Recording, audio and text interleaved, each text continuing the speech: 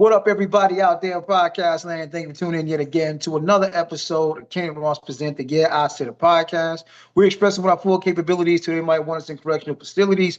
Brainchild of my child, I am the dad half of this operation, Ross Cooper, coming to you live and in public, if you will. As always, I am rocking with the best. My co-host, please introduce yourself to the folks. Watching the world go to hell, so I'm laughing, saying it's perfect. Yeah, I was good, everybody. Was having a good day, year, month, hour, second, all that good stuff. You watch it on the other platforms. Please share with your friends, your family, your pets. Bug on the wall, enemies, all that good stuff. Mailman, garbage man, all that. And if you watch it on the tube, please like, share, comment, subscribe. Because if you don't, you're gonna fight a gorilla by yourself. We're gonna talk about that. Right on top, really? That's what we doing. Good thing. Um,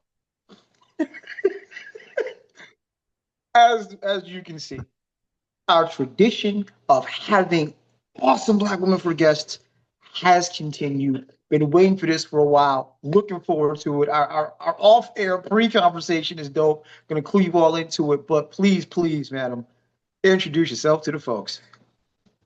Hey folks, my name is Duchess. I'm based out of Baltimore, longtime organizer and poet, and I'm looking forward to the conversation this evening. Yeah, well, let's get right into it because I found this right before we got started. It wasn't technically on the topic list, but I found it interesting. I believe it was Utah has now introduced a bill to allow recipients of blood transfusions to select unvaccinated blood, and I find that very interesting for a couple of reasons. First off, if you're in need of a blood transfusion, I wouldn't think that would be your first concern. Like, hey, we need to give you a blood transfusion to save your life. I can't picture myself being like, oh no, is it vaccinated or not? Bruh, you want to live or die. Let's just live or die. Two, the part that we had a conversation about is like, I didn't realize that would be a thing. Like, if we're really at the point where people are so concerned about blood being unvaccinated, what did no one see this coming? Like, it's that big of a thing? Because again, I'm thinking if the docs tell me you need to have blood transfusion, I'm not concerned on if they got vaxxed or not. I'm like, hey, I'd like to live. Let's start there. But You want Magic Johnson's blood? at this point, it doesn't matter because no one dies from HIV anymore. So there's that. I think that's a very valid point that nobody is passing away from HIV these days because of how far we have come in medical science. I also think that it is a strange request considering that I don't even recall them asking if you are not vaccinated before you give blood. So how do you even going to know if the donor is vaccinated or unvaxxed? That too. Because I'm like, I don't know. I haven't donated blood, so I don't know. I don't even know if I can. You can't if you got tattoos, right? No, it's a certain time. Yes, as a person who is very tatted, I have given blood. You just can't give it within the time frame from a fresh tattoo. But once your tattoo is healed, your blood is as good as new. Yeah. So go donate, sir. Go donate. No, but yeah. Shout out the donation. Wait a minute. Why would you not donate blood, sir? I don't like needles. I know that's funny because I said I got tattoos, but I don't like. I don't see. I can do tattoos because it's on the outside of my skin. If you injecting something that penetrates my skin, no diddy, then I'm not doing it. I don't want to do it. I don't like stuff inside my body, man. Only things go out. That's it. Sir, you how do you get blood work done? I do. I hate. See, that's unwillingly. That's different. Me Oh. willingly doing it is not habit. You literally are saving a life. There is what? How many? Almost 9 billion people on this planet. So you think one measly me is going to save all these people? Everybody doesn't have the same blood type. You might have that rare blood type that is in the highest demand. You're literally saving a life, sir. 9 billion people like me. I'm sure there's more than I'm sure there's millions of people with rare blood like me. No, hence why it's rare. It's enough. It is enough. Who raised you? Oh, wait. Video. All right, look in the mirror. It's your fault. But no, this is I'm, I'm good. I mean, hey, if it's on the spot, then it's like, all right, you're a match, fine. But I'm not willingly. He's like, you know what? I'm gonna take time my day to donate blood. I'm sure Dracula will be happy. Like, Oh no, my, I'm good. oh my gosh. I can't believe. Okay. At any stretch, it's just an amazing thing. Like, how do you? I'm gonna have to do a little deep dive on this one because I'm like, I'm just stuck at, not to rewind time, 5 years ago, this was a huge, huge thing. And as time has passed, and I'm not asking, I mean, I've openly disclosed my status. I didn't get vaxxed on purpose because for me, just wasn't enough research on something like, okay, you can't tell me in December, yo, we've been working on this since like Halloween. You should take this though. No, I think I'm gonna wait a little while. You can't tell me New Year's Eve you've been working on something since Halloween, but it's mostly safe. We don't think it's got many side effects. And and this is not me knocking. This is not me knocking anyone who did it. Obviously, I have people I care about and love who took it. I understand. I'm just saying, for me, I needed a little longer than a season to to you know sign on. But it's just interesting that now it's like people want like, and like Duchess said, how do you know? Well, I did take a look. I haven't found the bill, but I found an article, and the bill covers more than just the unvaccinated blood. It is also something weird about your like choosing your own blood for a blood transfusion. I'm not quite, which is why I also need to dive deeper, but like it's around giving folks more autonomy over their choices for blood transfusions in Utah specifically. So you were right about where it is. Um, However, there are some side effects like the strain that it could put on the like Red Cross, for example, for the blood that is available. So again, I'm not quite sure what their thought process was around it besides trying to stick it to the man.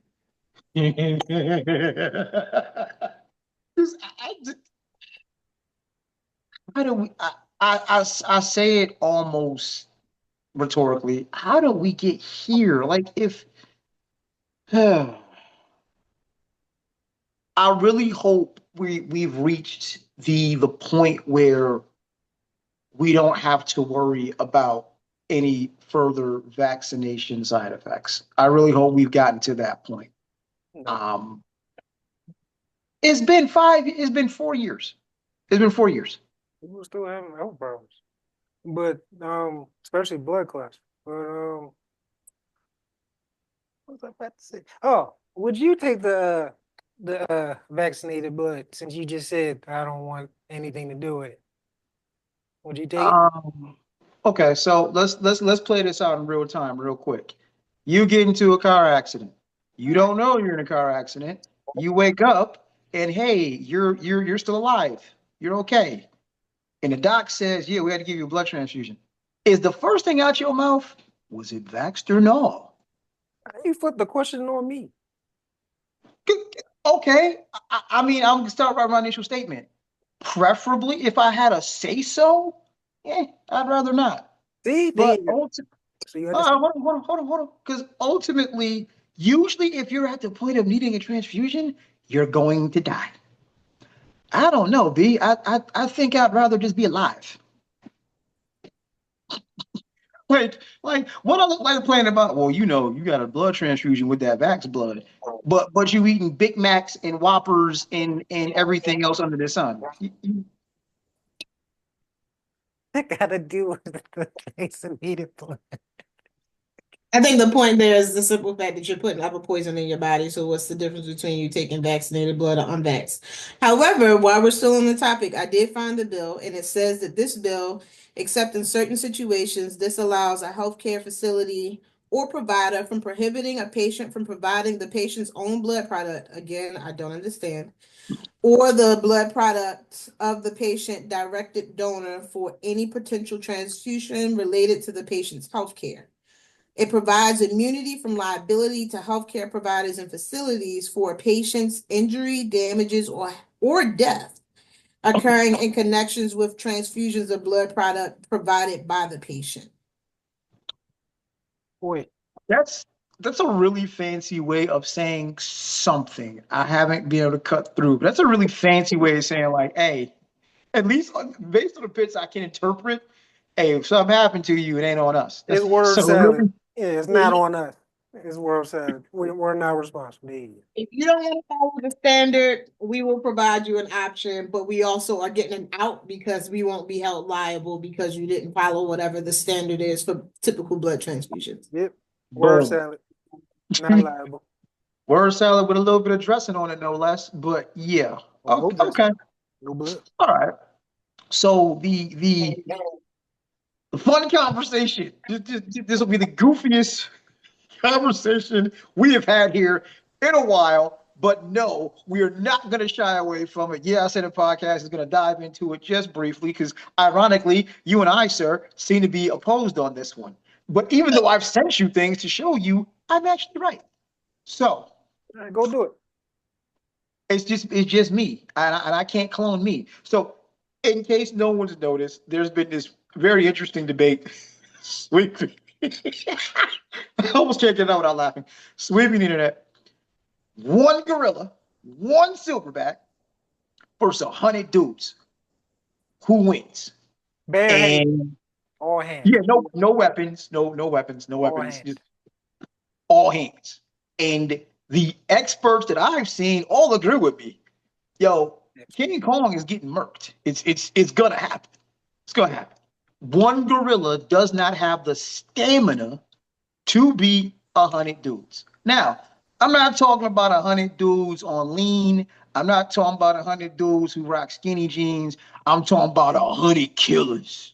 100 killers, right? Over the cell. I'm sorry. Good. Gorilla is going down. If it's 100 knees, there's going to be some casualties. It's going to be like 25 that get murked. But the other 75, we stand tall. Gorilla's going down. Yeah. You know, that sounds great. Okay. But this is not actually a conversation about stamina because at the end of the day, you can't penetrate the gorilla's skin. There's nothing that your fist can do to the gorilla that is going to make the gorilla go down. So it could take a break, take a rest, walk around while y'all are beating on it, and it is still going to whip your ass when it's all said and done. I don't know what gorillas, what silverbacks y'all know that you think that 100 niggas is going to outbeat it. And I also want to be clear because, survival of the fittest. If it takes out the first 25, a good amount of the 75 that's left is going to leave because they want to survive. They're not trying to beat the gorilla for the sake of beating the gorilla. So, I don't know. I'm not a primatologist or anything, but I can tell you that silverback gorilla skin is hard to penetrate. And if y'all are only using hands, y'all are shit out of luck. Okay. And as a lady, this ain't got nothing to do with me because it said 100 men. So, Y'all the smart ones. That's why. That's why y'all live longer. But yeah. Literally, yes, that would be. I would just be like, yeah, that makes no sense. The gorilla is minding its business. I'm gonna go in the opposite direction. Oh God. Y'all just have common sense. So the only way this happens in real time, I was like, all right, because we are top of the food chain. Sure, that's what they tell us. Exactly. We're not the smartest. My understanding is scientifically dolphins are smarter than us. So Yes, they are. so dolphins are smarter, but we are quote unquote, at the top of the food chain, but we have not yet reached peak humanity. It would take certain circumstances. Like the only way this could actually happen is if it's you gotta think like Saul. Like, hey, you just get kidnapped and you wake up in a cage with 99 other dudes, and you see the dude on a tricycle. I'd like to play a game, and it's like, listen, either fight the ape or a family member dies. Okay, there's incentive. So if the incentive is present, yeah, there's going to be some casualties, but everything I've seen from experts have said apes are going to tire relatively fast. And I ain't got no weapons but hands, feet, and teeth. So I ain't got the bite force of a gorilla, but I'm gonna have to bite your ass or something. And that's just how it's gonna be. Like you can't just overwhelm all 100 of us. And if everybody has incentive, you know, that's gonna be different than just, hey, you wake up in the cage of a gorilla. You know, again, sounds great. Okay. I appreciate that you put some thought into this. Okay. But we just said the skin is not penetrable. So I don't care how much biting you do, all you're doing is irritating the damn gorilla. And at the end of the day, after they take a nap and walk in circles around y'all, and then whip some more, and then take a break and walk in circles, the humans are gonna run out of stamina, or be like, you know what? I got kids at home. I'm trying to go home to my kids or my girl or whatever, and they just gonna go ahead and back on out. Okay. I don't know any involved in the first place, but I do know for a fact that there's going to be some smart collective in there that's going to decide the gorilla guy. So y'all automatically lose once they bow out. You have waved your white flag. So he don't even got to kill all 100. He just got to kill a small enough percentage that everybody else is going to go, we good. Now, like I said, it would take certain circumstances. Other than that, I'm like, you got it, Mr. Gorilla. We cool. We ain't got, I don't want no smoke. We cool. So without the incentive, no, I'm not. I'm absolutely don't want any smoke with an animal that can bench press. I don't know, a couple grand. I'm good. I'm all the way good. All the way good. You know, like if it ain't me and 99 Spartans, this is Sparta. Like, no, I'm all the way. I'm cool. You got it, Mr. Gorilla. But I was telling my co-host here, 50 of him and 50 of me, Gorilla's going Do down. not put me in this. You be 50 by yourself. I'm not helping you. I already told you this. You go there solo dolo. All 50 years. I hope you get it right, man. Because nah, she said How you everything just perfect. gonna leave you? How you just gonna leave me out there like that, yo? Why are we in this situation? Don't ask no questions. We gotta find our way out. See, now see, you've been in the suburbs too long, man. Ain't no way. But nah, see, I'm not. Yeah, she said everything I can perfectly say, but yeah, the first, I mean, you gotta have committed people, and then you know the first wave is the sacrifice. Who wants to be a sacrifice? You got like it's 100 dudes, but about 20 of them about to be sacrifices. So what we gonna do? Who just gonna go in there just like, you know what? I'm gonna take one for the team in the worst way possible. Either get bit in the neck, your head bit off, get backhand, and your whole body fold like origami. I don't understand it. Not the horror. So I'm not. Nah. Like I said, it would take hella incentive. Like if I wake up and someone sends me a videotape and you tied up in a basement, Let me all go. right, looks like me and the gorilla got to go at it. Well, I'm saying, if that's me, if they got a loved one or whatever, they got you tied up, I'm cheating. I'm bringing a weapon. I'm not doing this. It's gonna be the first 100 gonna go, and I'm gonna wait right there. Right there. That's all over. It's gonna happen so fast, they're gonna think I punched them. But yeah, nah, I'm not. Nah, it's stupid because, like she said, Okay. what damage can you do with your hands to a gorilla? You not a hyena. You ain't got claws. You ain't got the bite forces. You got bare hands. I don't care if it's 100 Mike Tysons. He's still not doing nothing. You left out teeth. You left out teeth, Our sir. little canines. What we gonna do that? If I bit you, it's gonna hurt. I'm not a gorilla. I had like 500 pounds of pure muscle. I'm just gonna look at you. Yes, literally. Yes. And a little bit of fur. You know the fur ain't that thick, but I got a little bit of fur and just all pure muscle. 500 pounds worth. Can lift you up with one hand, like you my son. Like, no, I'm not, no. So the funny comparison I heard, and I'm like, you know what? It's funny, but it's almost equivalent. So you versus 110-year-olds. You getting taken out by 110-year-olds? No, that's not the same. I mean, I don't What? know. These 10-year-olds now like 7 feet tall, so I don't I know. was about to say you just might. Because if we again in this scenario, we're talking about stamina and young kids got it. So I'm just saying you become the jungle gym to And these 110-year-olds. 10-year-olds ain't Bro, the same 10-year-olds. I don't know what they feeding these kids now, but nah, I don't know. sir, let me go on record. If it's me versus 100, if it's me versus 110-year-olds, they all you saw Matrix Reloaded, right? You saw it was one Neo versus 100 Smiths. That's what it's gonna be. You know, That's all what they it's gotta gonna be. do is all they gotta do is hit you in the nuts one good time and you drop it and then it's over. They Or 10 bite years you. He old, did B. say they 10-year-olds. They're 10 years old. They what? 4 feet tall?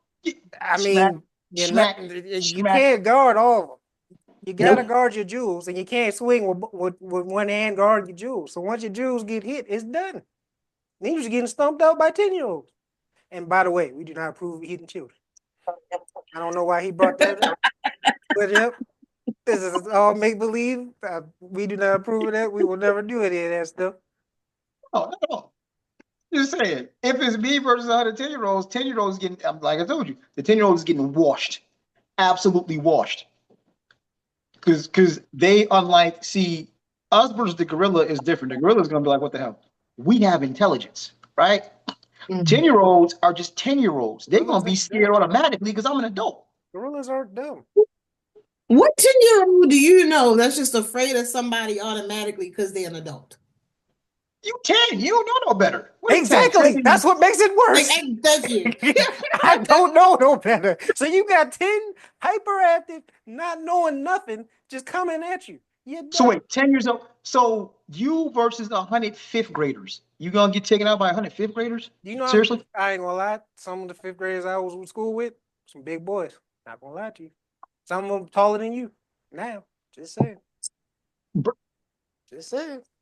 I'm just No. saying, as a 10-year-old, I was at the top of my class, which means I had a lot of logic and strategy. So once again, all it takes is one me in that group of 110-year-olds, and you still out by yourself, down and out. I don't understand why we are underestimating these kids, whether it's in their strength, their stamina, or their intelligence. Okay, there are me's out there, and that means somebody in there got some strategy for how to get rid of the old man, as they would think that you are, as them being 10-year-olds. Right, you solo dolo was 100 kids. Like if you said preschool is fine, but you still like no 10-year-olds can give you that work. Yes, they Yeah, done started sports. They played football. They played soccer. They played basketball, volleyball. Like, they got conditioning by the time they 10. so I'm like, ain't no fifth grade classroom. I'm gonna walk in to be like, you know what, y'all got it. You know what? I'm walking in any fifth grade classroom. I'm washing all of y'all. Why are you so pressed about just beating kids stuff? You We can't just let this go.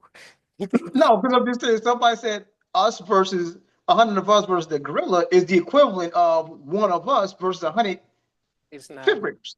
And I'm like, I'm watching the fifth graders. It's So more like elementary schools versus a group. Okay, but even if we use that as an example, if they're saying that 110-year-olds to an adult, however old, is the equivalent to one gorilla to 100 men, that then still means that the gorilla is going to win in that scenario, the original one. Based off your own logic over here saying that you're going to wash them 10-year-olds. So to go back to the original point, the men are losing, okay?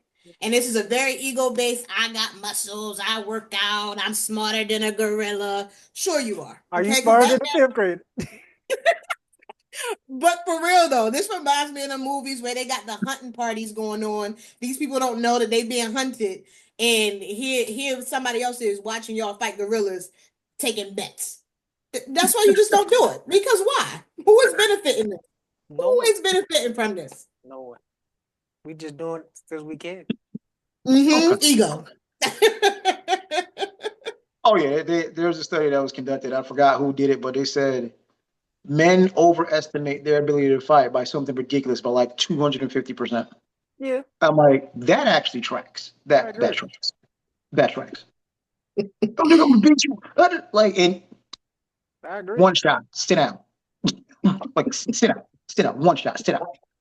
You can't actually fight. Sit down. Who needs to fight? You got other stuff. That's why it doesn't go well. That's the problem. I grew up. Okay, this stuff. That's why. You can act tough all you want. It's like, hey, I lost the fight, but you lost the war. Listen, speaking from experience, it's a lot of little dudes in the gym right now doing nothing but MMA training. I'm just saying. So not just boxing, but like and me personally, look, if it's a 1v1, we can box all day. I'm with it. But I ain't got nothing on these cats trying to front kick you and windmill. Yeah, no, I ain't got nothing on that. You say, hold on, you will never get hit by kicks, so now you backtracking? Oh no, no, no, no. See, that's the thing. The second you try to, once I see your stance, it's gonna tell me everything I need to know. If you're in a boxing stance, all right, cool, let's dance. But as soon as I see you getting the whole MMA, why stand? Nah, we cool, fam. What We the good. who is standing like that? No one stands. He gonna stand in a regular stance, and you gonna get caught. I'm trying to tell you. Don't Like I kick said, as it's fast as you different when you boxing. It's a different stance than when it's MMA. So I'm like, oh, okay, you one of them trying to sweep the leg Karate Kid dudes. Okay, we gotta rethink some things here. I gotta rethink some things because I'm not getting kicked. I told you that. I'm never. Nope. I will not be getting slapped by somebody kicking me in the face. It's just never gonna happen. You might not get It's swept. You gonna get kicked. no, no. You underestimating how fast you can kick her. You're right. You underestimate how fast I can get out the way. You you wonder how fast I can get a ooh. Okay, cool. See, so you want to kick. Cause we could just throw hands. If you want to kick, now I gotta even odds a little bit. But so I forgot to ask, have we all seen Sinners? Have we all seen Sinners already? Yes. Yes. Yeah. Okay. Um, my overall rating, it was a 5.5 out of 5. It was an Oh, amazing, like, oh my gosh. It just the only, and I can't even say it's an issue. I think it's actually a matter of it just lends itself to the brilliance. I've made the argument, and you don't agree with me, Kane, but we can talk it out. I've made the argument one of the most pivotal scenes in the movie wasn't even necessary, and that's what made it more brilliant. The the big scene in the juke joint where they really chronicle the connection from the motherland musically all the way to hip hop, even included the Asian influence. That was a beautiful and brilliant scene. And it wasn't even necessary to the story. If you take that scene out and it's just old boys singing, it does not affect nor impact the movie at all. I think that was Ryan Coogler's way of saying, oh, we gonna blackify this. In case you missed it, we gonna blackify this, and this is gonna make it extra blackety black. Because there is no, at least to me, no significance to the story of drawing that line from Mother Africa through all the music, through the blues, through hip hop. Because again, this was shot set in the 20s. Hip hop isn't even a thought at all at that point.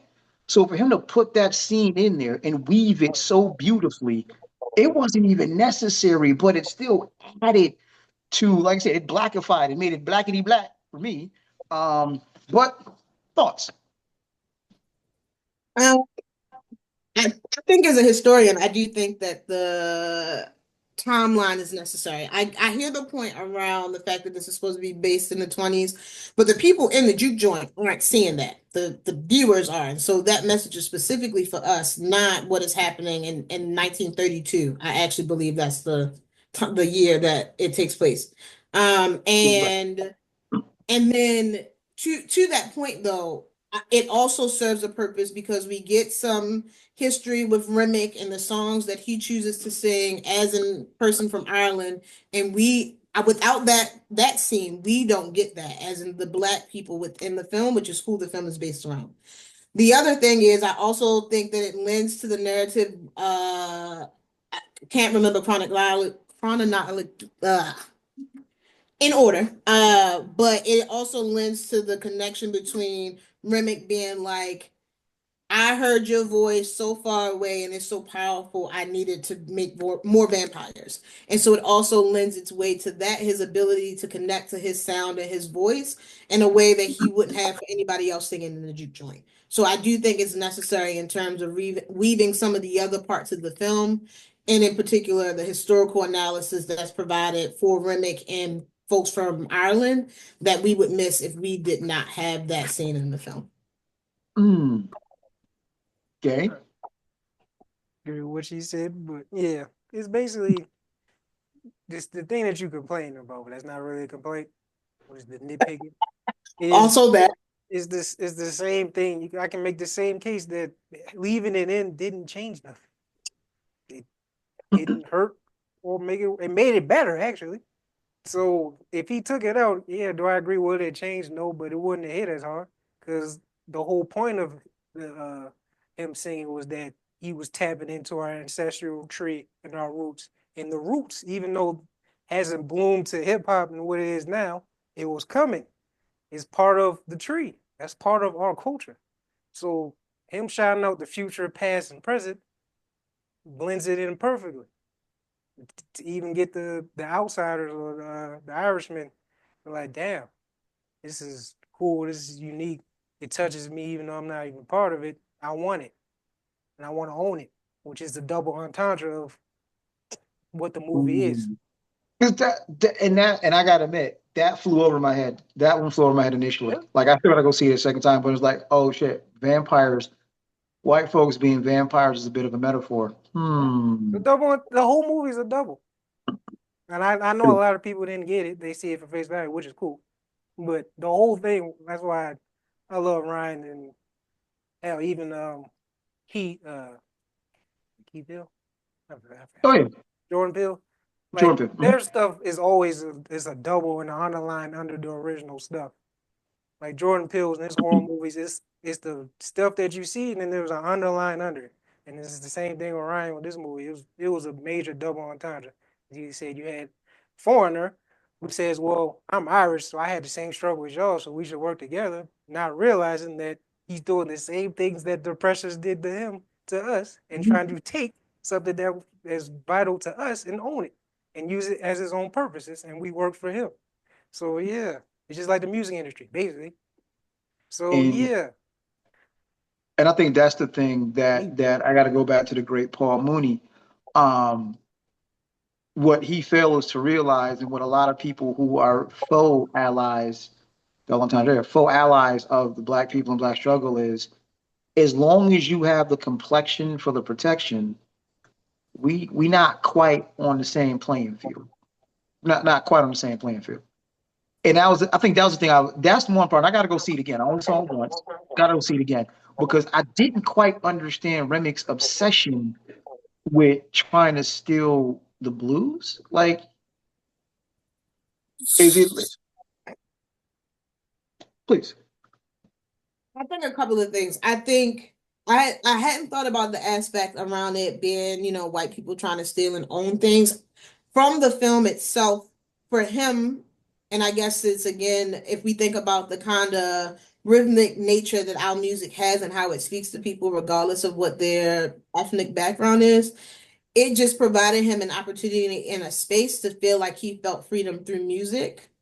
And he wanted that to be able to lure more people to be vampires because the argument is I am giving you lifelong freedom through this, very nasty process of making you a vampire. But at least on the other side of this, you can use these skills to get rid of the clan, so forth and so on. Because that was also one of the arguments in the film.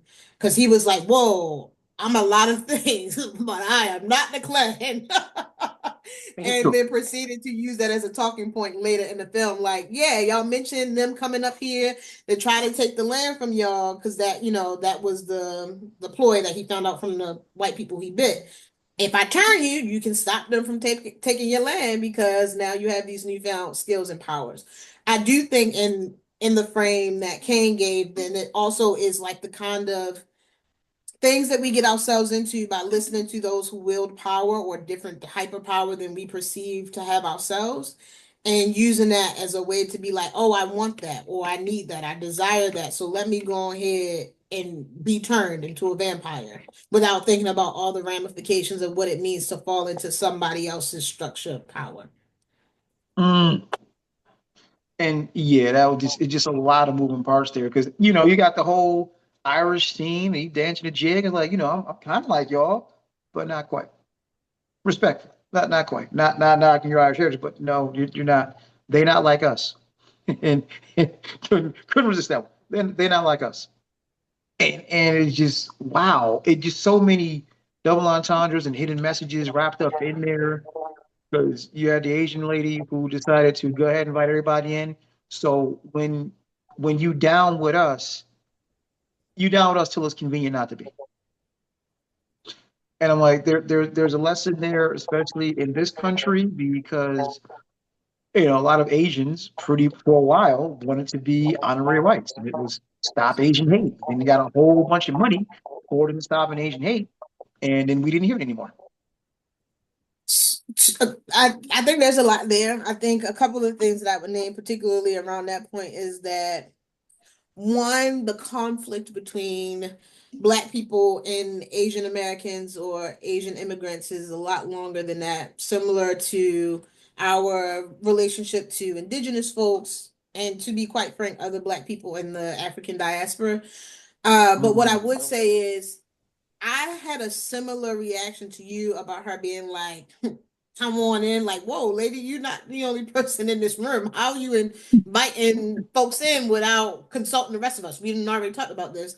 But someone had named, like, I guess on the other side of that, because I've seen some in the commentary where it's like, actually, granted, why we don't agree with her decision because of the position it put everybody in, there are people, like, if we think about freedom fighter movements and things of that nature, someone like her would exist even amongst us because the idea is if I'm going to die, right, I want to die fighting. And that was her choice. In her mind, she was trying to save her kid.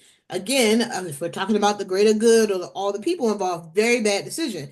But if we're talking about motherly instincts or even the instinct to like die on your own terms, then that's a decision to be made. I want to be clear that I'm not arguing that her decision was right, just offering a perspective where it's like these are the alternative thoughts that could have led to said decision. And unfortunately, because of the movements we're in and there's no monolith for any group of people, conflict like that is going to arise when it's time to have conversations about how we deal with what's going on around us. And I appreciate you giving me that perspective because I didn't have as much smoke for her as everybody else did. I get it because obviously I'm a parent. So I'm Right. like, when you threaten my child, oh, it's gone. Now we you just changed the perspective on things. Now I'm waking up in the cage of the gorilla, and it's like, yo, let's go for broke. Sorry, couldn't resist. couldn't, couldn't resist. Couldn't resist. But no, I like from a parental standpoint, I get it. But yeah, it was just a beautiful film, start to finish. Like I said, I don't even have an issue. I was saying, hey, one of the pivotal scenes in there, you could have left it out, and it's still a brilliant film, top to bottom. It is a black love story. Um, I smoke went out like a G, because again, Remick, if you knew the Klan was coming, you could have just went and took out the Klan, dog. Like you didn't have to turn everybody into a vampire. You could Exactly. have got Yes. just as much blood from just going and killing the Klan. But and even that's a double entendre. But no, as per usual, no, you'd rather come over here and siphon off of us. Well, I think two things in that point. I think or the first point since it was the last one. The lore of vampires would mean that we actually wouldn't want him to turn to KKK because we want them dead, not unalive. Like we don't want them to survive because then I mean, even Have in superpowers. 2025 they still exist. But however, now there's a version of them we can't get rid of because they vampires. I mean, unless we got all the things to get rid of them, all the things. But like, so I assume in my mind, at least that's the theory behind why they didn't turn the KKK, which is why the scene at the end with Smoke makes sense with him being like, fuck y'all, we all finna die together. Now, I think it was very stupid for him to take his mojo bag off, but I guess the thought is my brother is a vampire, my girl and my kid is gone. I have no reason to be here, so I'm going to take off my protection so I can go be with my at least some version of my family, right? I can't be with my brother, but I can be with my girl and my kid. Um, and there was something about something else, but yeah, that is what sticks in my head around why they wouldn't have turned the KKK. Excuse me, sorry. I also think with the end credit scene, when in the future, when he comes back and visits his cousin, that Mm-hmm. and he says, "Play me one song." It's like I can still change you. You want you live forever. He's like, nah. He's like, basically, he's like, I haven't felt alive. I haven't been in the sun in over what 90 years. How many years was it? 60, 50 years. So it's Mm-hmm. like, in his way, he was free, but he was still a slave. Because you can't one you obviously you gotta kill people to live, and two you can never step in the sun again. And the sun and us have a really great relationship. Oh, We So oh. you take black people away from the sun. That's probably kind of the worst torture you can get, and that's why that last scene where he just played just a simple song, though probably meant the world to him because then it's like you going back to darkness, no light ever again. And unfortunately, depending on how you look at it, he ended up being part of the snow bunny crisis. Shout out to Dr. Umar. Not a real doctor, but What was fun or what was interesting is when I went to go see the film and the first time she popped up on the screen, I go, wait, is she one of us or is she white? Come to find out the actress is like 1/8 black. And he Right. killed her for a reason to show what like white passing actually looks like. Because we give people like Zendaya and all these other folk who you can tell are black, right? They have some amount of melanin that you look at Zendaya and you go, you know Yeah. Zendaya. But that girl on the screen, I contemplated back and forth in the theater, like I'm conflicted. Like she looked like us, but Right. she she got a lot of mixtures in there. Look, But because now I'm curious, what is she for real? Because she's engaged to Josh Allen. So I'm like, she's no, one okay. age black. I don't know what the rest of it is, but it's something like her, like one of her parents is black and white, and the other one is white type situation. Okay. So that is how you get to being a 1/8 blackness, if you Okay. will. Which is why people were like, apparently there were people who were upset about her being casted, and then folks online was like, y'all do understand that she is the literal representation Oh, of the type of person who she's supposed to be. She's playing herself, not literally, but as in this is her lived experience, right? So she should have been casted. So yeah, she is someone who walks this earth fairly white passing, right? And that was her role because I definitely was like, how did we get here? And this lady is crazy thinking that you're supposed to be out here talking to that black man like that out in public in 1932. I don't care who your mama was and who she raised. so I'm like, yeah, it's just so many layers and levels. That was a beautiful, beautiful movie.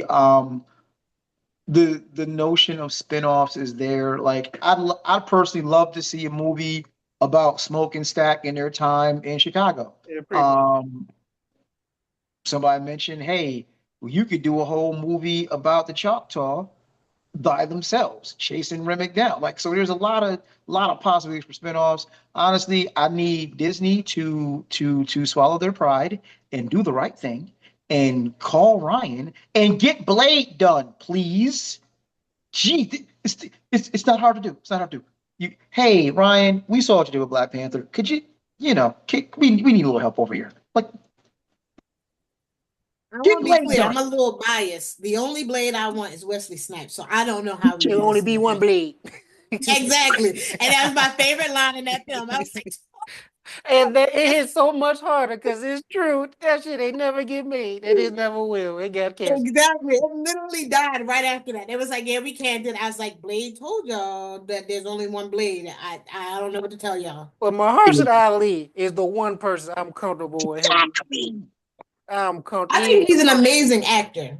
He's I don't think perfect he's for that. Blade. I don't know. if you put him with Ryan, with those two, that's $1 billion. And you gotta make it rated R too. You can't do that. Oh, you gotta make it rated. You gotta give the Deadpool shit. You gotta make it rated R. But I was gonna say, well, Disney has traveled into those waters now. They have finally gotten a rated R film, so here we are. And look what that did, $1 billion. Oh, go figure. Yes. Mm-hmm. Like at some point, they need to go back and redo Morbius and rated R. But that's just me wishful thinking. But nah. Oh, that's that's why it looks that way. Yeah. Right. That was the problem. We don't need no more Sony Marvel movies. We don't need it. No, we don't. Please sell all your rights, Sony. Please sell all your rights. We don't. Did anyone see the last Venom? I didn't even bother. Nope. I did. So okay. I'm committed to follow through, so I have to finish things that I started. I've watched the first one, and that was where it stopped. That's crazy. I watched the first one and the second one because it was Carnage. Yeah, but when I saw PG-13 and Carnage, I said no.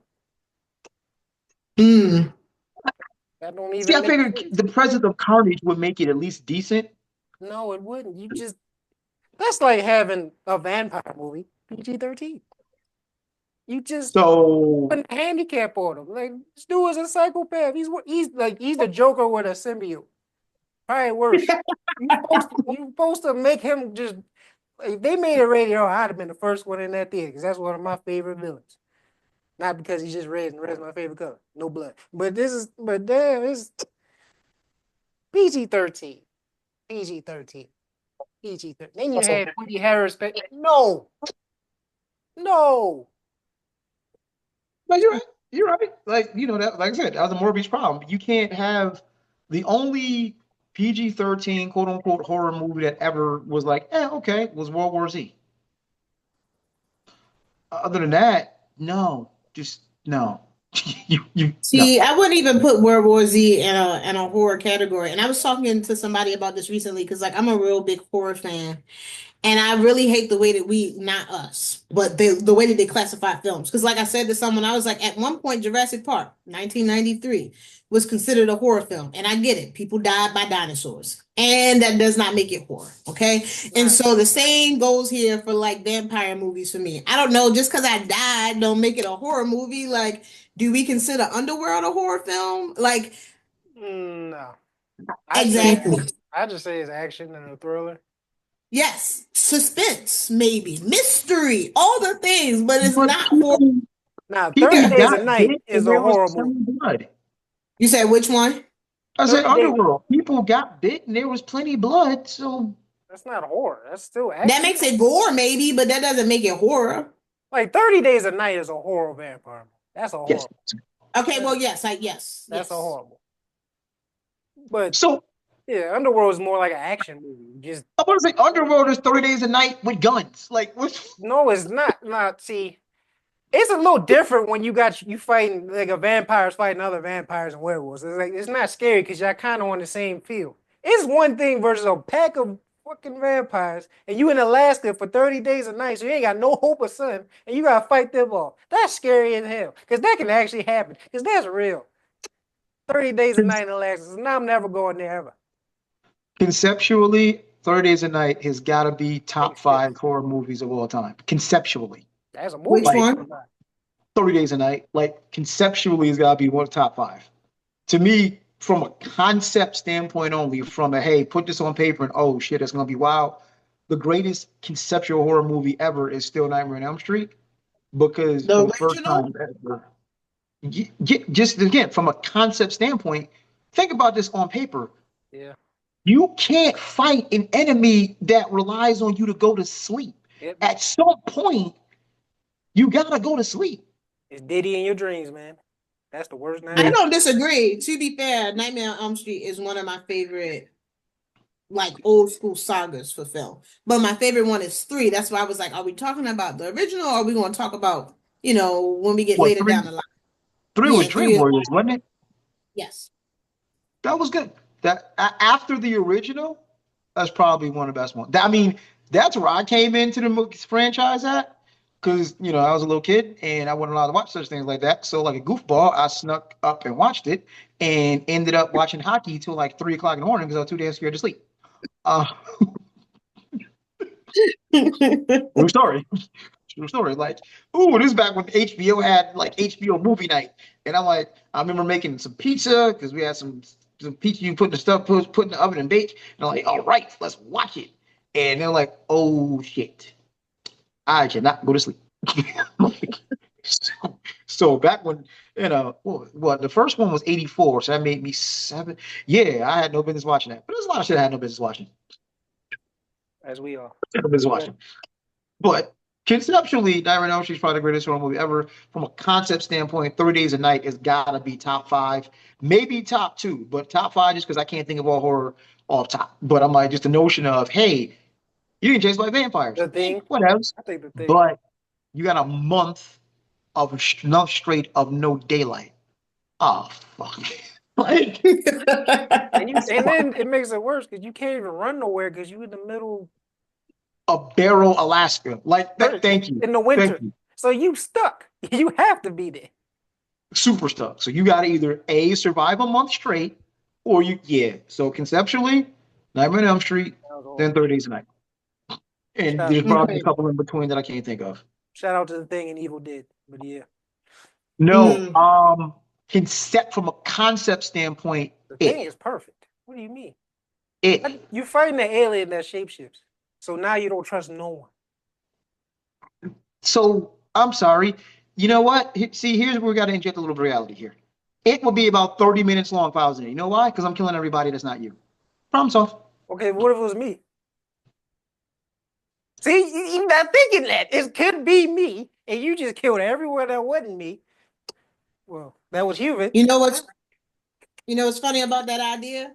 In the horror film From, that happens. There is times where they are contemplating if the person in front of them is really them or the sounds that they are hearing is really their family and friends. And then they get unalived by whatever the monsters are. So I'm just saying, okay? It could very much so not be your son, and now you unalived because you thought it was your And son. that's exactly what probably will happen. I'm probably getting got first, and then he gonna come as me, and then you're like, oh, see, everybody else died.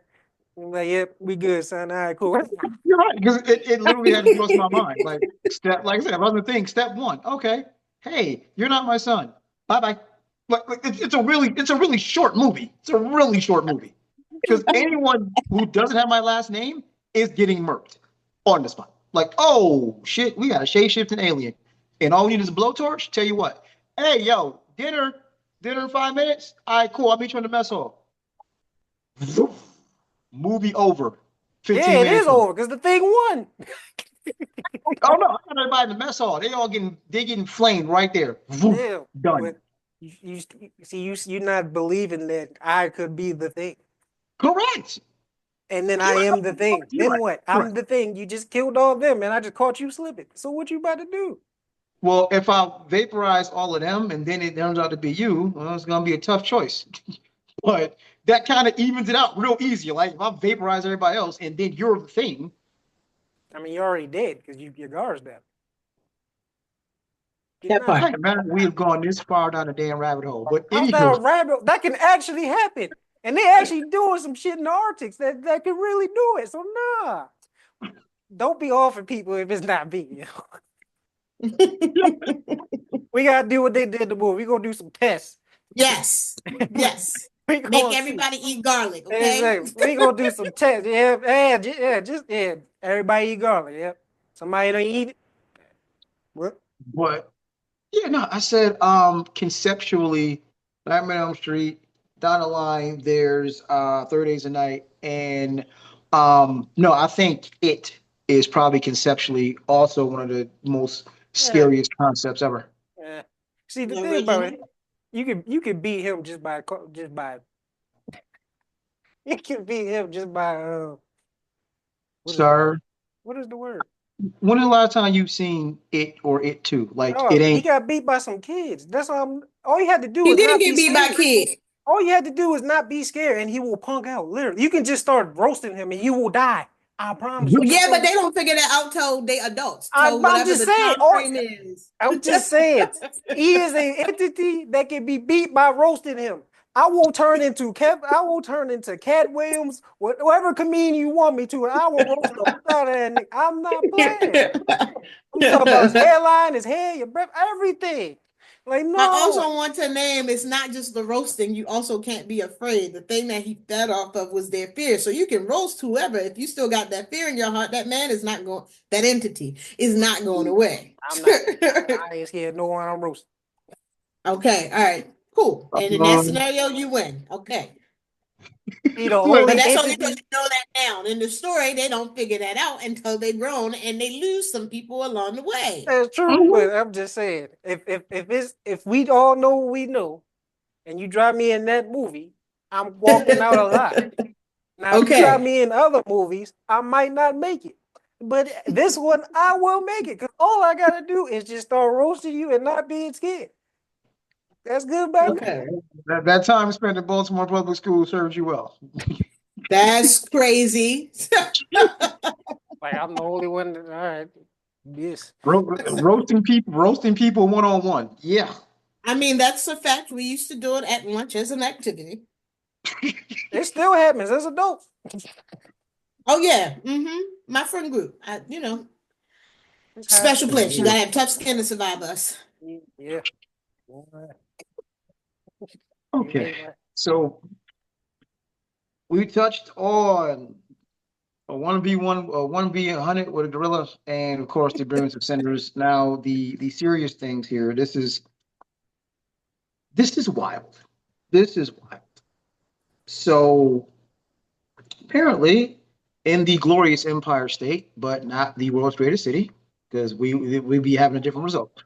But way up next door to where I'm from in Rochester, New York, this lady starts calling a young black child the N-word, accusing them of stealing things from her kid's diaper bag. And because she was scared and decided it was a dangerous time, she made a GoFundMe and has raised over $500,000 to relocate for her safety. Okay, so I'll take a Jeter role on this one. I never want to see or hear anyone talk about, oh, this isn't a racist country. Oh, why do you make everything about race? You were literally calling a young child the N-word. Turn tail and raise money off of your racism. Over $500,000. How? Wow. Now, to be fair, the Rochester branch of the NAACP did in fact raise $340,000 on behalf of the young man who's been called such things. But the notion of I'm going to commit an openly racist act against a child, tuck my tail and claim I'm threatened I'm pissed off, can't even think of the name right now. What is that idiot's name? The idiot that killed Trayvon, George Zimmerman. So in George Zimmerman fashion, I feel threatened, so on and so forth. I need to move. I need protection. And not only do you get it, you get 600. Do you know what $600,000 is worth in today's climate? Given the fact that people are struggling, and you got folks that donate $600,000. I'm willing to bet 99.99% of them had no melanin whatsoever. Yeah. Bruh, this ain't the X amount of percentage of black folk that want to be ball holders for Trump. It's not This just is something totally different. Believing in other people. They said brown You're people. right. It hasn't. No, you're right. I'm leaving them out. I can't envision any Latino donating money to such a GoFundMe. I can't envision any Asian donating money to such a thing. No way. Because you literally just had a whole campaign a few years ago called Stop Asian Hate. So what? You gonna get down with black hate? That didn't stop them from voting for Trump. I'm about to say, how did the LA riot start? That was 92, bro. That was 92. What that mean? I'm saying, like, do you remember what happened during that? And who was doing some things? And like, do we not know if we go to their countries, the racist happens? Like, Like, come So, so, on. so, so count with me. 92, 02, 12, 22. You That just was said 30 some odd years ago. you just said nothing's changed. 33 to be exact. I'll be 33 this year. Yeah, nothing is changed. You just made the point that because it still is. This is particularly heinous. You are literally rewarding racism against a child.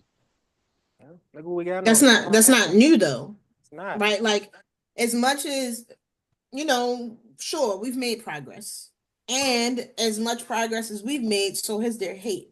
It hasn't gone anywhere. America hasn't shifted. Nothing has changed. The policies themselves that are enacted still have racial bias. So, Man, of course, especially under this administration, because it used the fear and the chokehold of racism to be what it is, which makes it different from some of the other versions of Republican parties we've seen, which is why even amongst them, they don't all agree that he's a good representation of who they are.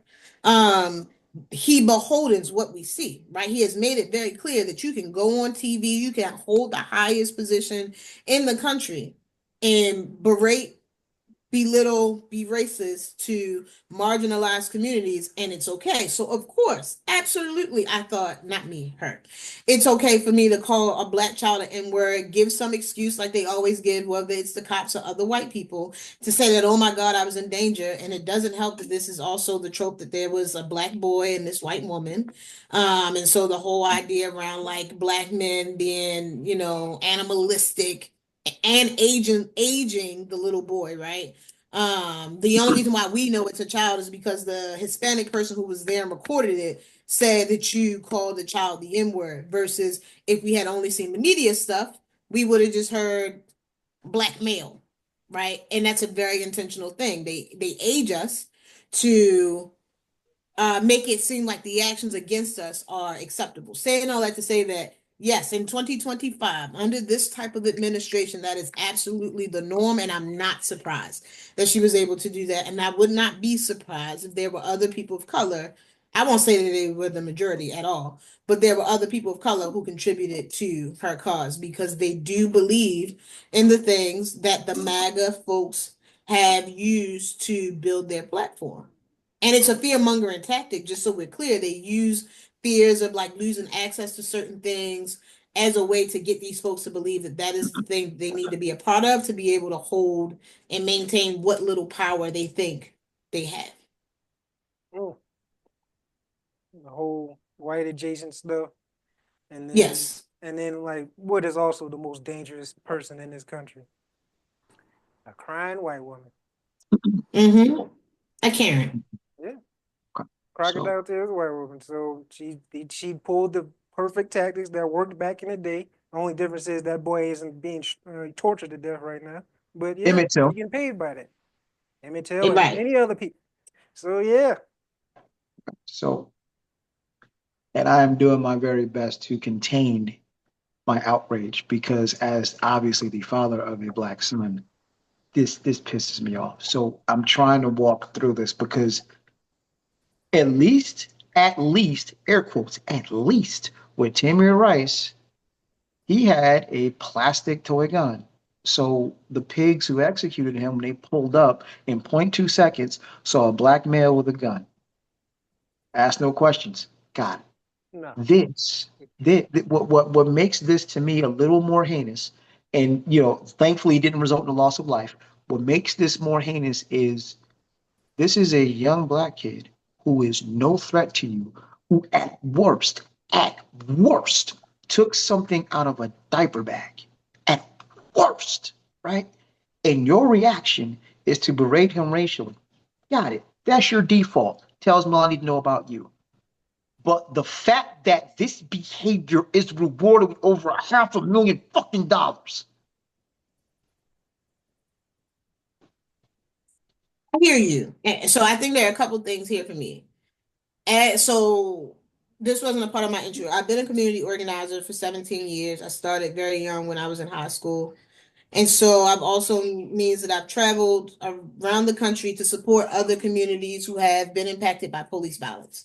Saying all that to say that the reason why that you get Eric Garner's, Tamir Rice, Trayvon Martin's, Corinne Gaines, Freddie Gray is because this is the behavior. So even with her, she is doing what we have seen is allowed across the spectrum, regardless of where your whiteness lies, what your positionality and power is.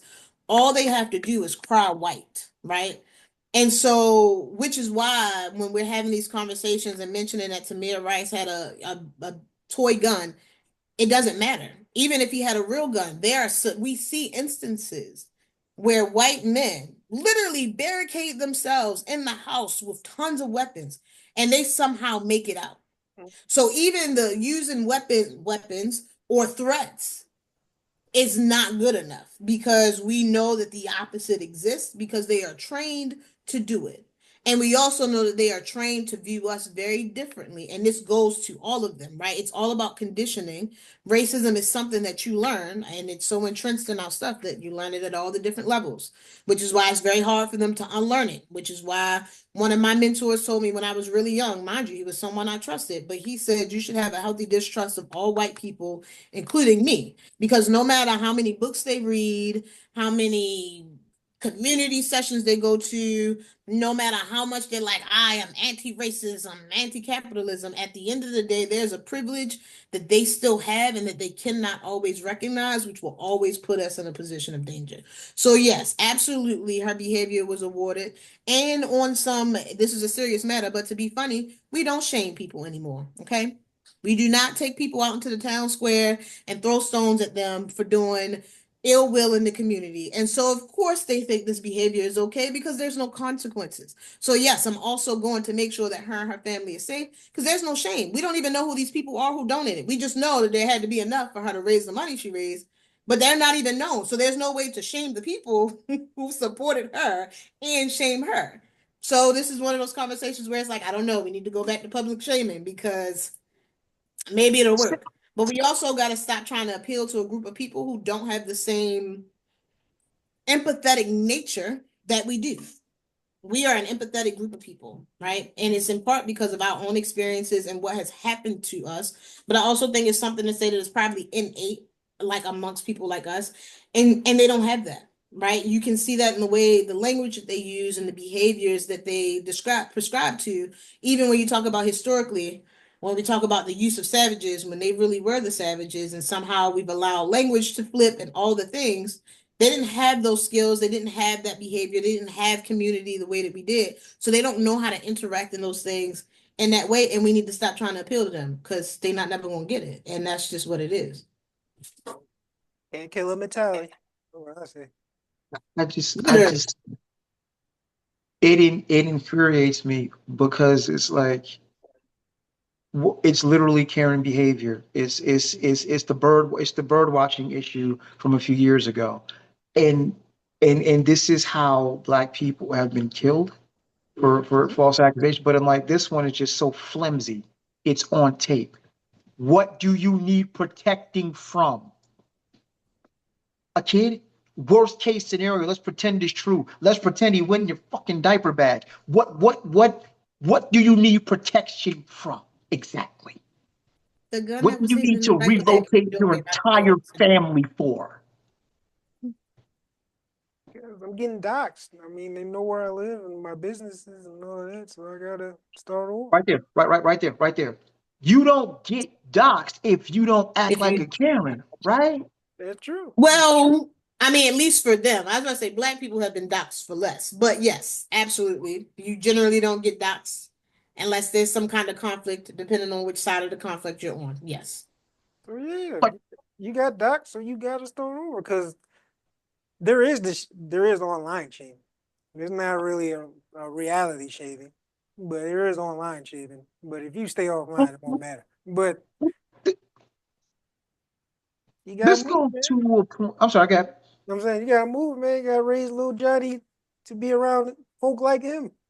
Okay, so this goes back to me to a couple other ridiculous intrinsic fears that white people in this country seem to have. One, they still have not gotten the fact that, dog, really the vast majority of us, we're not interested in revenge.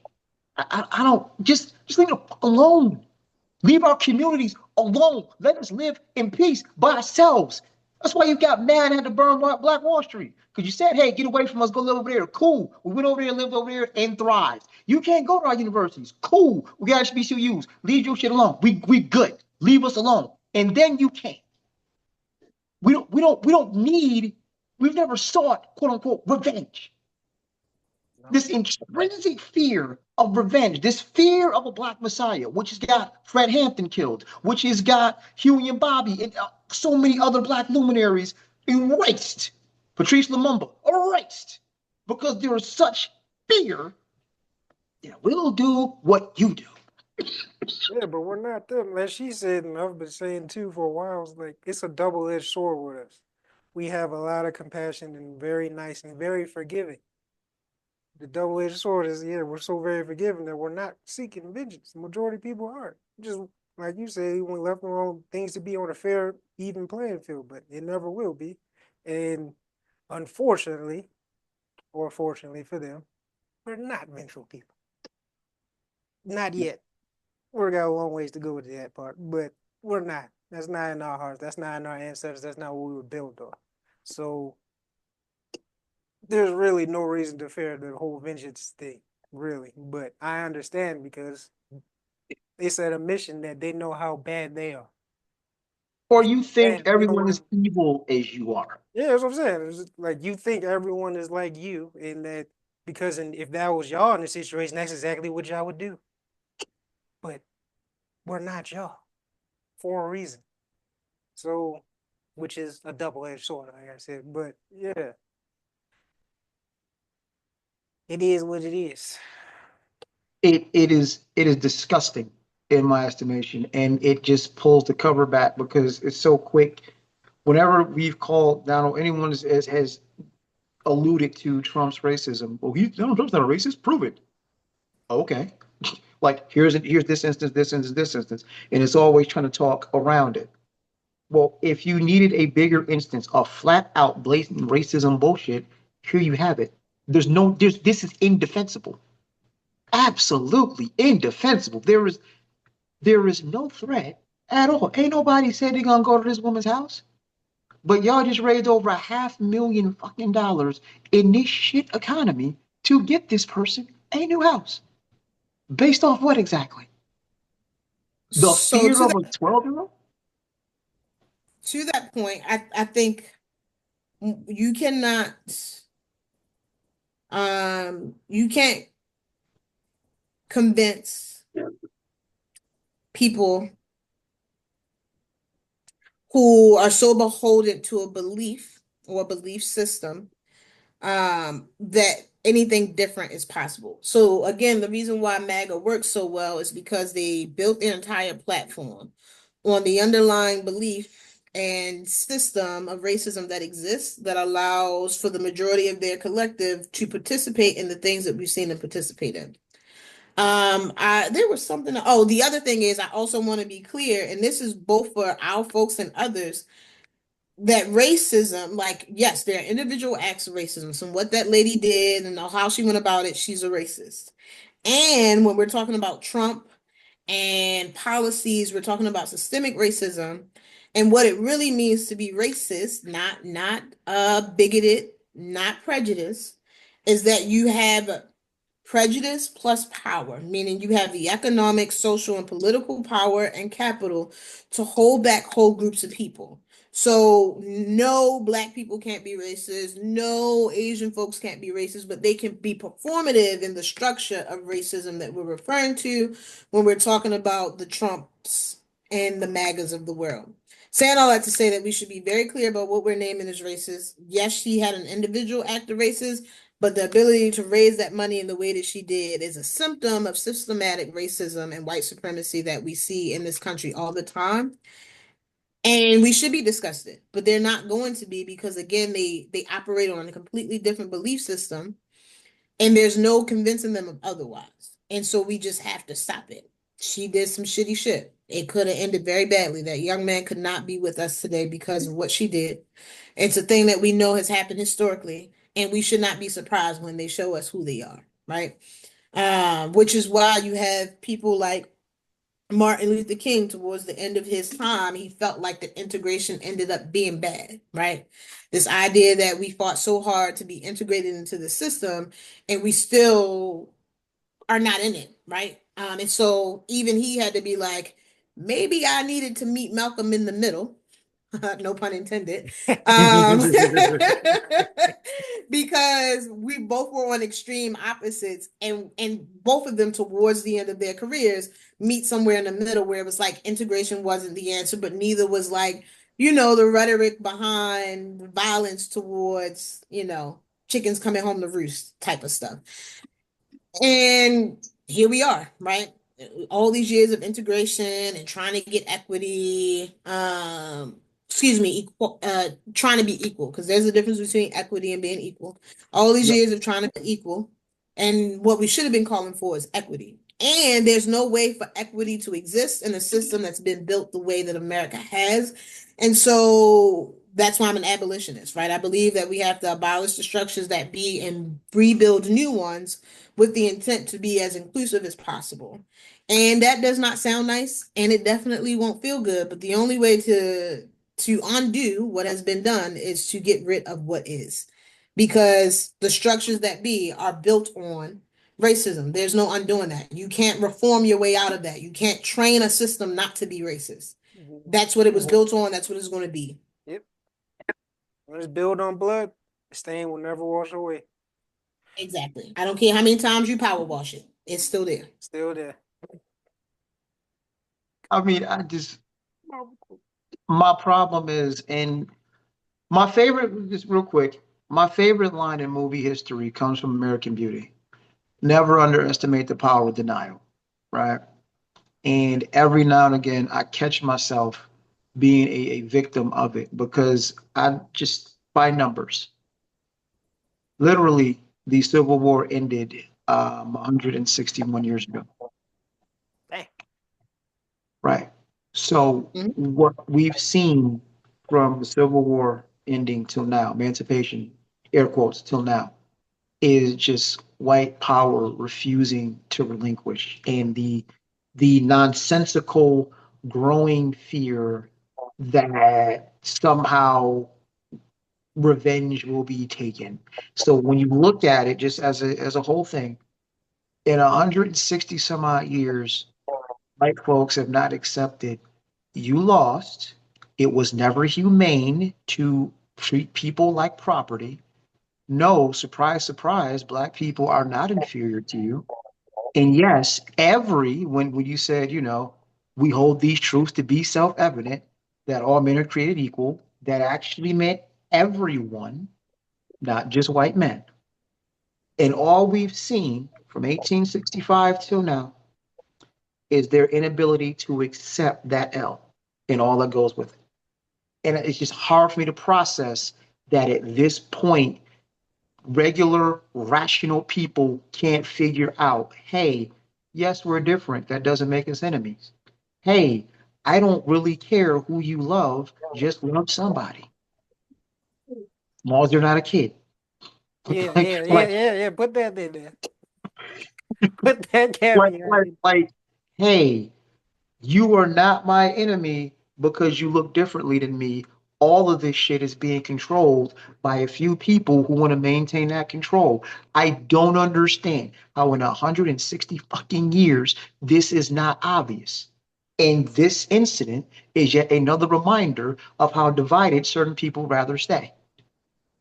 I, I'm I'm concerned, for lack of a better term, that there's a bigger contingent of people than I think that would be perfectly okay if tomorrow they repealed the 13th Amendment. They'd be like, oh, awesome.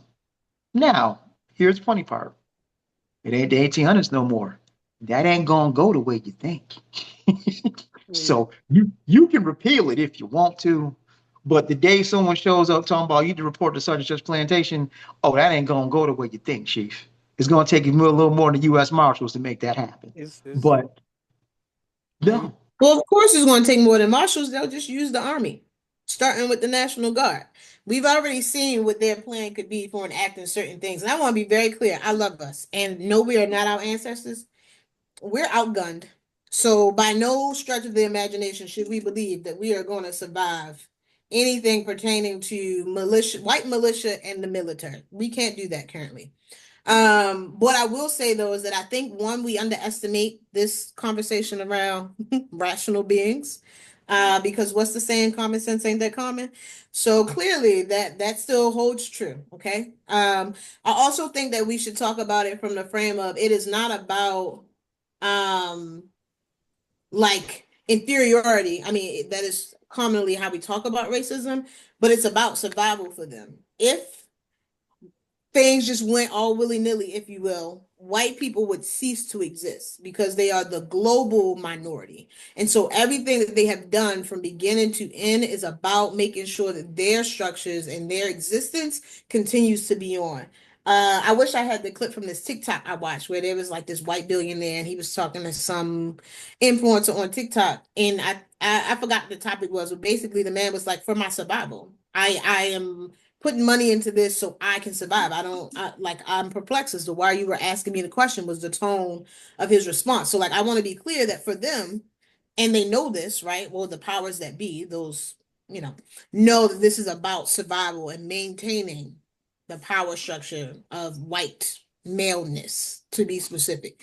And they use the structure. I think we also underestimate the power of the structure and its ability to keep all of us, right? All the minorities in our complacent categories, because several of us, right? And if I'm being quite frank, black men are competing to be in the position of power white men are in. Other minorities, brown people, yellow people, are fighting to be in the space that white people are in. White women are white, but they know that they are less than white men. And so that means as long as that is the understanding, they will all participate in all the ways to uphold whiteness, because their goal is to become that instead of actually dismantling it and being like, we have other power structures that are way better than whatever this shit is. And no, they want to be in the place of instead of creating something anew. And so as long as that is the thought process for minorities and poor white folk alike, here we are. So let me ask you something, because, and forgive me if I sound ignorant, is that really a thing? And what I mean by that is I've heard this sentiment echo before, that the actual sustaining of the whites is a concern. Like, are they not, are their birth to death Yes, rates, like is yeah, that really a thing? that's real. We are, man, we are been, yes, the data already shows that there are more of them dying than them being birthed. That's why they're trying to cancel the birth control and abortions, because they're trying to get It's more never white about babies. us. It's It's not not about about us. us. It's about them. They want more of them, and that's why Time out, time out. well, So here, okay, I plus the hear one that, drop but rule don't help them either, because then it's one of us. So they fucked that up, Right. being Yes. racist. So now that's someone who could be you, ain't you. So yeah, we'll go ahead. no, because I'm saying, because here's where the issue comes in. Um, this is where that interesting line between race and class gets blurry, because from a strictly racial standpoint, yeah, you need more white folks. From a class and privilege standpoint, it doesn't matter. You just need more people, more poor people to stand on top of. It does, because then the whole point of being the rich and elite is that you pass it on to people like you and your younger generations. But if your younger generations don't have your blood or don't look like you, then what's the point? Because they a long way away from there only being 20 white people left. Like Elon Musk, for instance, has got like 14 kids. Are they all by white women though? It's Elon Musk. If I had to bet I was money, gonna say I would assume so. I don't actually I know, but don't I know, would cause assume. he be getting around some models, but hey, you know, Trump got 4 kids. It's we a long. That's what I always wondered. Like, we a long way away from white folk actually worried about being wiped off the map. or That's not, why the whole notion or of not. we gotta preserve whiteness, that never tracked to me, because they are a good few generations away from that. No, they're not. Actually, a So, generation. This is well, we already discussed this. This is becoming a brown country. Which is why they want them out even more, because they are repopulating faster than any other race in this country by a large margin, and white people but are, even I think, around last. yes, but even beside that, if we talk historically, right? Black and brown people are like extremely religious groups of folks, and when you factor in other minorities, they are as well. And so that already means that at higher rates, we weren't participating in things like birth control and abortion. All of these things are centered around white women and them wanting autonomy to their bodies, and white men going, actually, no, we can't have them do that because then they won't procreate, they won't participate in these things, so forth and so on. And so, because they have always been the world's minority, let's be very clear, there was no point in this creation where white people were the majority of the globe. That means everything that they've done since they figured out how to sail has been about the preservation of them and their whiteness. And that comes down to even talking about women's body autonomy, including birth control and abortion, because if white women continue down the path that they are, because again, it's never about us, there will be no more or very little white children conceived to be able to replace those who are here. And so that is why you ban abortions and you ban birth control and you have these conversations about no contest divorce, because that's the other thing, right? To maintain their family structure or control, it usually means that you have to also be married. And so if you do get rid of the laws around divorce, the ones that have come up because, patriarchy, then here we go, a whole class of white women who are like, actually, you. Yeah. So, but yeah, they've always technically been at threat for extinction because they are the minority and racism. So that then means that the only people that they want to recreate with are themselves, like in terms of maintaining the structures that be. Which is why whenever like folks are like, oh, class or race, I'm like, this is America, race first. We can talk about class later, but the reality is the structures that exist here exist because of racism. Class came after that. And as long as white people are like, I'm trying to white, I'm trying to maintain whiteness, class is secondary to that. Hence how they've been able to convince poor white people that they need to be a part of like their structure, even though class-wise they are not, right? They are disproportionately not involved in the process, not a part of the 1% as the rest of us. But you can even see that through the way that they allow Irish people to be police, right? The Irish weren't considered white. And then once they needed to have more white people, they was like, okay, well, now we got to include the Irish and we're going to let them be police. And I So, swear, the running joke, Cubans, as soon as they get off the boat, they become Republican. Oh yeah. Boy. Like you got all you got, well, you've been here all of 2 minutes. You got yourself a Pepsi, McDonald's, and a Republican voting card. Boy. I have a friend that hates them. Not talking about me. Boy. But But yeah. America. so some good news. Finally, some good news. Washington State, and this is about a week ago, is looking into giving housing various forms of well, let me read for verbatim. Washington State exploring various forms of reparations for the impacts of discriminatory practices, particularly those related to racially restrictive covenants on property deeds. These efforts include the Covenant Homeownership Program, which provides down payment and cost assistance to first-time home buyers who meet specific income requirements and residency criteria. So this act, it is the Covenant Homeownership Act, passed in 2023, creates a new program to help individuals impacted by racially restricted covenants become homeowners. Funding. The program is funded by a new $100 document recording fee on real estate transactions, generating estimated $75 to $100 million annually. And here's the fun part, the eligibility.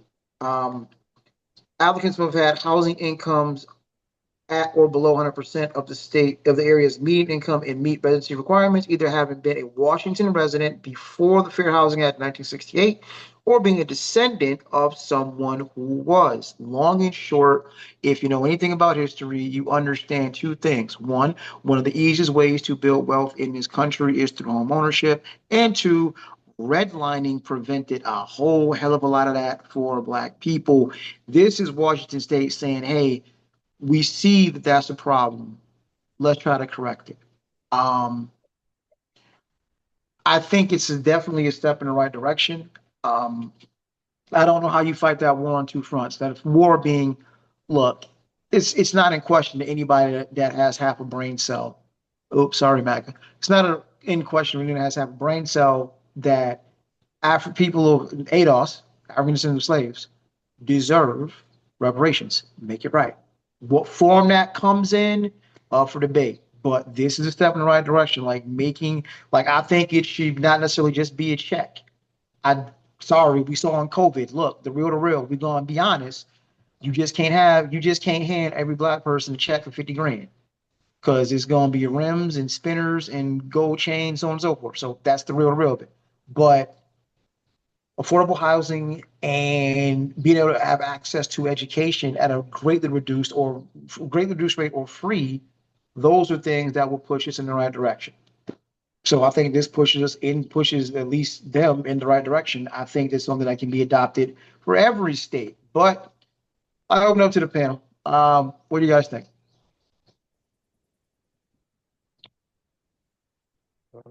Um,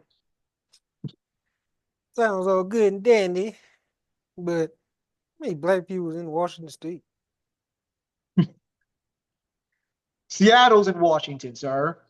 That's true. Tacoma's in Washington. I can't think of too many other Washington any cities in Washington State, but it's some of us up there, bro. It's some of us up Works there. out. He works out. But yeah, it sounds good. I believe it when I see it and how many loopholes would be used to not really do what it's supposed to do. I I'm sorry, I'm past the reparations part. Not because we don't deserve it, just because they're not gonna give it. So if it actually happens and they stay true to their word and they do everything they say they're gonna do, plus more, because there needs to be a plus more, then cool. I mean, But I don't think like I think your point just the point you just made actually helps. Like, look, you can pull this off in Washington State because it ain't gonna hurt your budget but so much because Washington State ain't exactly a hotbed for brothers to be running to. that's what I'm You saying. try to do this in Georgia, where Yeah, Atlanta is, it's not happening Maryland. itself. That ain't never happened. Right. That's what I'm Never. like. Look, it might fly because it's Washington State. How much money you got to give up for real? Yeah, like it will happen in the north or northwest, like the Calis and Washington. Yeah, it'll happen there maybe, but anywhere else, like the South, where they're the biggest perpetrator of the shit, never happened. So that's why I was like, I hate to say it. Actually, no, I don't hate to say it. I don't care. This doesn't put a dent in a damn thing. And then plus they gotta follow through with this shit. So then you gotta trust the system is gonna do what the system's supposed to do. And I do trust the system what it's supposed to do. And I know it ain't this. So yeah. How do I say this? Yeah, that's a word salad, but I don't care. Yeah, for me, when I think about the conversation around reparations, because through my work, I've been in different spaces where folks have talked about it. The thing that always comes back up for me is like the structural piece, and it's similar conversation around like people talking about police reform. Oh, hire more black people or hire more people from the city that they're in. None of that changes if the structure underneath of that doesn't change. So even though they have this policy.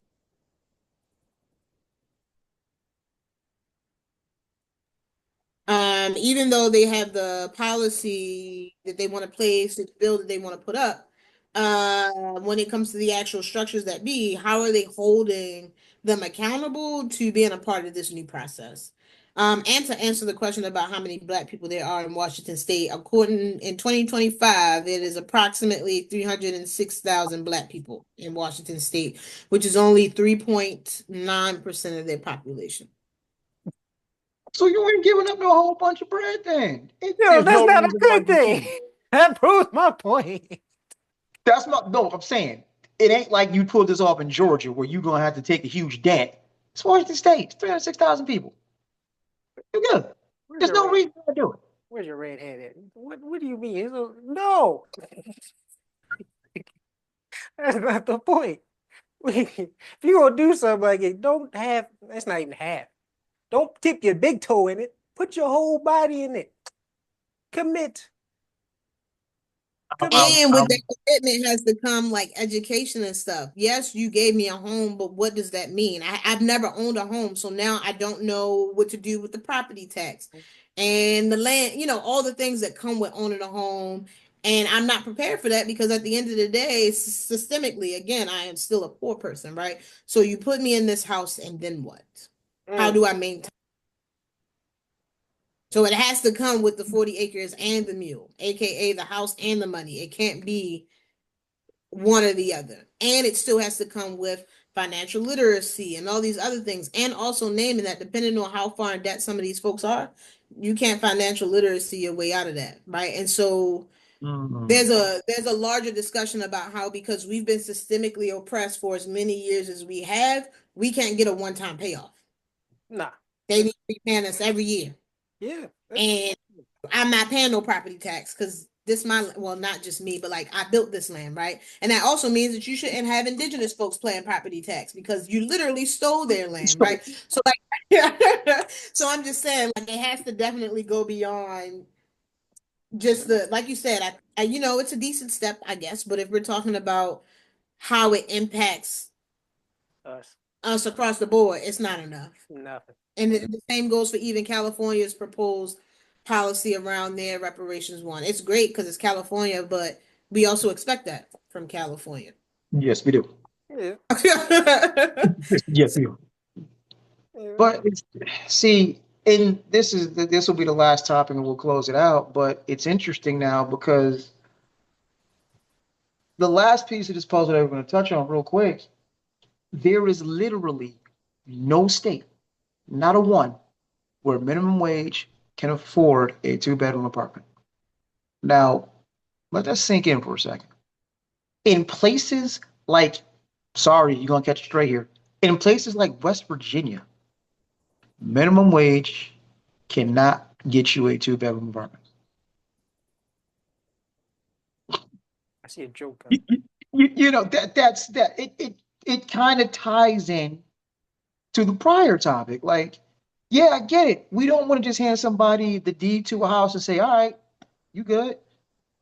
But we're at the point in history where minimum wage, and once you understand, minimum wage was literally designed to be the minimum amount it cost you to have food and shelter.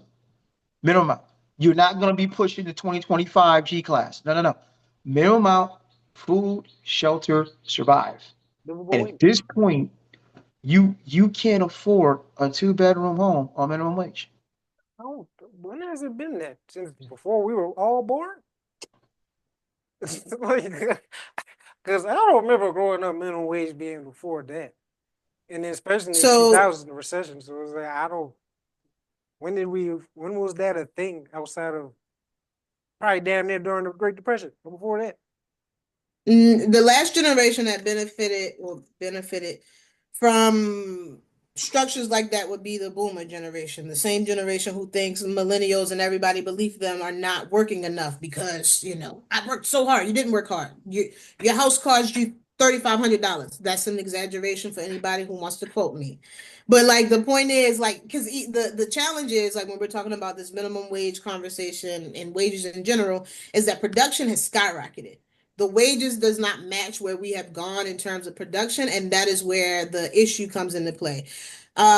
MIT created this living wage calculator, and I think it's a good place to start when folks are trying to figure out how much it costs wherever across the country. They even break it out into counties in certain places. And so, for example, to live in Baltimore City, the living wage would need to be $21.15. And our current minimum wage is $15. Okay, so we are still $6 short for what it costs for. Then that's an adult with no kids, just so we clear.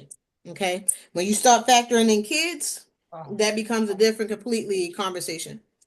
And most jobs do not pay that. so even jobs with freaking degrees, I see, don't even pay that. So yeah, the wage does not match the economy or what's the word? The cost of living. The cost of living. Like I said, everything got more expensive. Everything, but the cost, and including the cost of living, but the wages pretty much stayed the same. Crazy. Don't worry, Trump's tariffs are going to save us. Yes, and send us all into poverty. Hey, Great Depression Part 2. Or more poverty, rather, is technically GD2, man. Listen. To anyone outside of this country that might get a hold of this podcast, I just want to put you up on game. I know y'all been fed a fun little lie. I know y'all think the streets is paved with gold and you gonna come here and it's a land of opportunity. Let me help you. America is ghetto. Don't come. In a Gucci That belt. In a that's true. Gucci belt. That's true. It is a But glorified third world country. I got you. But there is but some benefits for maybe not now with this administration, but before, if you did come over, they would give you like a stipend and some, to get you started. They're not doing that for us, but they do that for y'all though. I don't know if they're doing that anymore because Asian I origin. mean, under this administration, you probably got to come from Europe. Yeah, It's the only way. pretty much. And Europeans don't want to be here, so just got no. to. We gotta pay how much for health care? Are you kidding me? What? No, no, no, Yeah, no. they had to Hey, abandon no. stepchild, so yeah, they don't want to be here. I'm I think and this is a bit of, again, I always told you this, it's a bit of an epiphany for me because when I was born, I was raised. There are a few things that have been completely obliterated and pulled back on. Listen, American exceptionalism is a joke. It has been a joke for a long, long time. The land of opportunity, da, da, da, da. No, the only thing this country is great for is you getting rich. And here's the trick. You probably won't, but you'll make others rich with your labor and sweat. Like it's not what it's been made out to be. It is a immense lie. But nothing sells America like America. If you You love know, guns, come on down. the Olympics and American pride and made in America. It's not. It's made in China. China, More often than not, it's probably made in China which is crazy. or sweatshop. Like all the things America prides itself on, and this is what makes the MAGA, the Red Hats, and those goofballs look even more silly. And it was made in China too. Woo! Good point. That's so funny. Damn, are you beefing with China and all your MAGA shit is made in China? The stupid of it all. Because they're going to get the money back through the tariffs. Aren't you following his logic? Ooh. Man, all I know is World War III already started, and I don't know if we gonna win that. So go ahead. Like, I dog. mean, has America ever really won a war? Um, Yeah, like I said, I trying to mean, think. I'm not 'Cause counting Japan because we popped like nukes on Technically, them. only one, if we're being Yeah, super technical. Even yeah. some of the wars we claim to have won, we did not. But because we write the history, or at least So a version of the history. which one did they win? Now I'm curious. Japan, I guess. I mean, I feel like that's debatable because you nuked them. You Yeah, didn't. that's You what I didn't said. actually They go nuked to. them, so You didn't go to Hey, war. So yeah. I wasn't counting that one. We won the right to be America, and that was Oh that yeah, was, that was yeah, the last time we won. Okay, yeah. but no. All jokes aside, there's like this historian who of course, all of this is technically subjective. I mean, but if we're following facts, we are not good at winning war. And for the majority of our existence, there at the time, we had only spent 8 years not in war. And America is young and old. Like in terms of the time frame, we spent a lot of time fighting and losing. And here we are talking about American exceptionalism and nationalism. and, Baby, we and, can't and win. No, we well, can't. here's the good news. To prevent further losing, O'Donnell boy is going to increase the budget for the DoD. Ah, more weapons. Yes, but that's so they can sell more weapons. It's not even about our use of them. It's for them to give them away to other countries to aid in their wars. You know, Now, when in doubt, more weapons will always do the trick. So we're there. They were talking about. They're not going to do it, thankfully, but they were talking about dismantling, useful programs like Head Start. But we got money to move to the Department of Defense, boy. Oh, we gonna absolutely. we gonna Every need it. year. We gonna need it because So, blow some shit up. Don't worry about education. Just blow some shit up. who needs it? We can blow stuff up. Right. Are you smart enough? Are you smart enough to hold a gun? All right, cool. We good. You don't even gotta do that now. You just gotta know how to control a drone in Right. some Oh, wow. instances. You ain't even leave America. You sitting in somebody's It somewhere just operating a drone. I'm I'm Crazy. I'm this close to, you know what? You got it. I think about women such as yourself. I think about people such as an Angela Rye, such as, the people that are boots on the ground really fighting for this thing. And it almost shames me to even say it, but I'm like, again, we 160 some odd years removed from the Civil War. I'm really, and we just elected this asshat. And then you literally got a chick committed an act of racism and got rewarded with over half a mil. There comes a point, Nina Simone told us, you walk away from the table and love is no longer being served. And I'm like, I'm just tired of having to consistently explain. You look at the comment section anywhere. Why do I have to explain to you while this is stupid? Why do I have to explain to you billionaires are not your friends? You're not going to be a billionaire, and their very existence is problematic. Like, why does this still need to be explained? I don't know. Just being lazy, man. I mean, not just that. The answer to that question is that because the majority of folks are poor, they can't conceptually understand what it means to be a billionaire. Because even in these same conversations, we're comparing millionaires to billionaires. And I was like, do you know how many millions it takes to be a billionaire? Like, I want to be very clear. While there should not be a whole bunch of millionaires either, that's a little bit more acceptable. But for there to be the amount of billionaires, and in particular for them to have skyrocketed in the way that they did, I wish I had the statistic around like how many billionaires it used to be, and then the increase, like this big jump from like let's say 10 billionaires to 32 in such a short amount of time. That is how we get to talk about hoarding of wealth, right? Like I don't know if we think billionaires have always been around or what. I'm like, no, it's a fairly new New concept. phenomenon. But people, again, because we're poor and we'll never touch that amount of money, we don't understand that one, we could never be a billionaire. We don't understand the stealing of labor that goes into being a billionaire, and we don't understand the gap between millions and billions.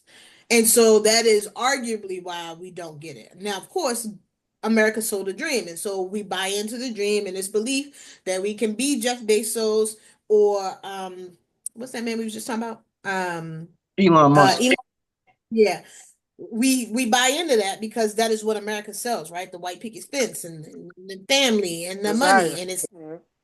you don't these houses don't even got fences no more. So I don't know how we believe in the white picket fence anymore. But yeah, again, it's the dream, and we buy into it because that is what America is, and that's what we want to achieve to be until we find some class analysis, and it's like, well, actually, it is unethical to be Bill But Gates. It's unethical to be Jeff Bezos. It's unethical to be any of these people that we can name with billions of dollars.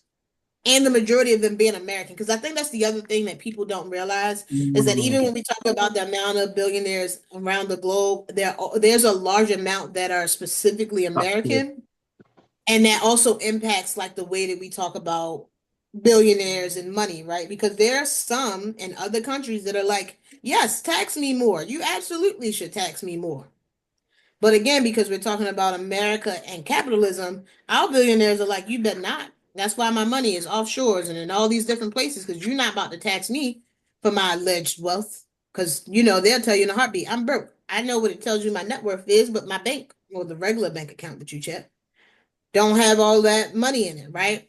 Or, even with Elon losing all the equity he did in Tesla, that man is still a billionaire, right? And so, like, that is the things that people need to be thinking about when trying to conceptualize what it means to be a billionaire. This man lost billions and and it's could still the still richest man on the planet.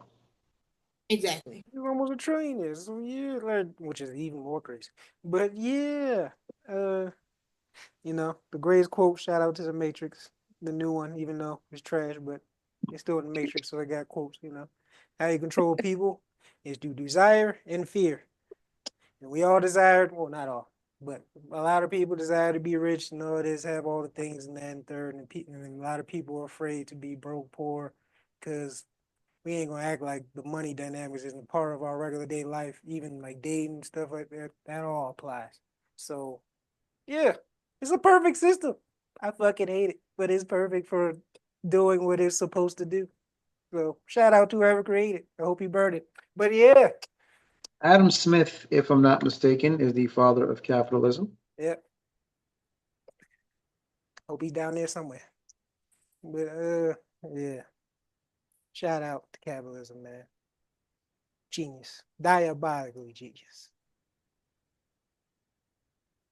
So what I'm doing is just to conceptualize, because she's absolutely right.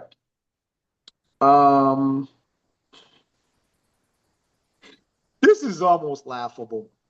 So just to conceptualize it, and I had thought about it till you said it, but you're right. If you made $10,000 a day, $10,000 a day, it would take you 274 years to be a billionaire. That's a 10 grand a day, 30 grand a month. 274. Just let that sit for a while. 10,000, And the 10, average 10. is only living to 74. Okay, let's also put it to perspective about how long we are living. Right. We don't live So, 200 years. Not biblical times. right. This is not Father Abraham. So let me see. Damn you, 70, Eve. no number, 70, No. 150. So You can't at forever. $10,000 a day, it would take you 3.5 lifetimes. Mm. Hey. Send it. Hey, what's his name? He can do it. He lived forever. The vampires. You stupid, yo. You He almost stupid, there. yo. He almost there. You, Hey, he can do it. My brother can do it. you stupid.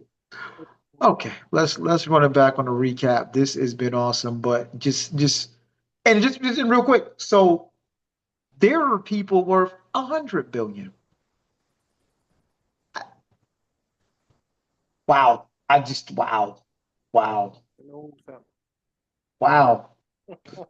But okay, running back recap, taking it from the top. Like I said, y'all script topic. It is wild to me that you can now special request whether or not blood transfusion blood is been vaxxed or not, based on the information we have. It might be a little more to it, but just the again, if I'm in a car accident laying up in a bed, I really don't care to save my life, dog. That's that. Sinners is absolute brilliance. I strongly suggest going to see it more than once. I gotta go see it again because there's still stuff that kind of flew by. So gotta check that out. I stand by my statement. 50 of him, 50 of me. Gorilla's going down.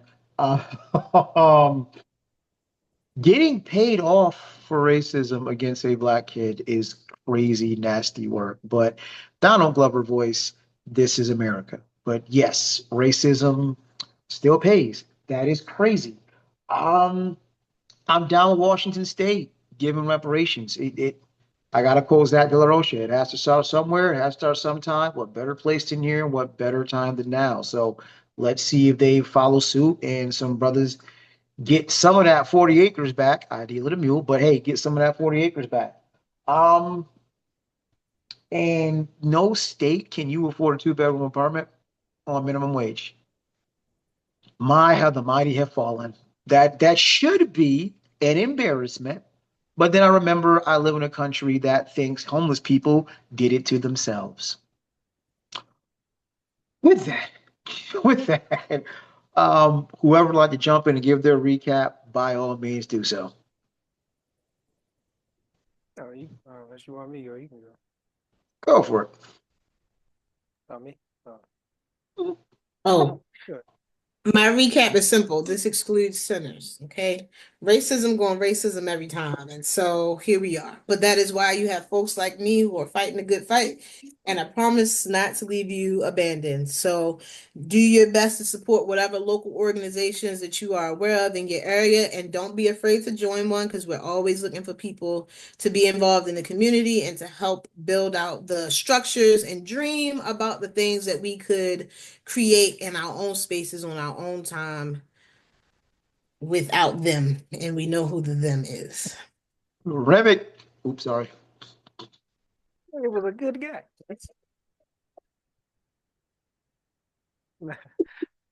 uh, sinners. Yeah. It's a 10 out of 5 plus tax. 100 mins in the gorilla. Don't include me in that. It's 50 a use and that's it. Just say 100 use. Don't even put me in this. I don't even want to watch it. It's just no. If it was somebody else, I'd watch it. But you, it just that'd be depressing. So yeah, nah, I'm not including that. I'm not doing it. Or I'm cheating. Either one. Either way. Um, racism, the racist white girl. Yeah. Crocodile tears, the most dangerous thing. More dangerous than a gorilla. I'm telling you, the statistics on that. How many people die from gorillas? How many people die from crying white ladies? Exactly. See? 100. Nah, I ain't gonna do 100 men, but that's crazy. Never mind. But Washington State. I don't care. No, I'm sorry. Nah. Who's in Washington? Nah, no disrespect. Shout out to Seattle, but it rains a lot. So what you gonna do with that money? House gonna be wet all the damn time. I don't care. But what was that? Oh yeah, minimum wage. Yeah, it's been a while. Like she said, the boomers, and they're still here. So yeah. All right. And for the final record, yes, I would still absolutely nerf 105th graders. But anywho, I do not approve of that message. This is all him. just for Just him. example, I got nothing to do with the gorillas. I ain't got nothing to do with them kids. All him. To the left. Yeah. okay. On behalf of myself, my reluctant gorilla fighting co-host,